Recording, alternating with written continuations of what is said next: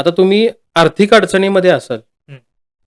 आणि तुम्हाला जर म्हणजे तंत्र साधनेमधला एक मंत्र आहे महालक्ष्मीचा, हं, म्हणजे अष्टलक्ष्मी जी आहे, हं.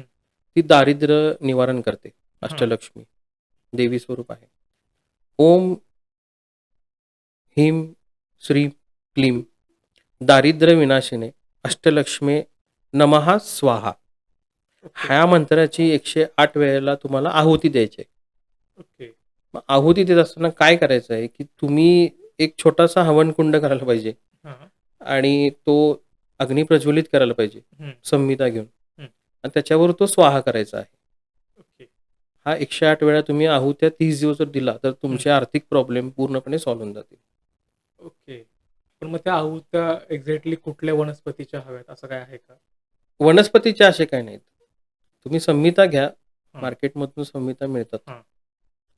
तुपाची आहुती देणं फार महत्त्वाचं आहे. ओके. मंत्र म्हणून ज्यावेळी आपण स्वाहा म्हणतो, हं.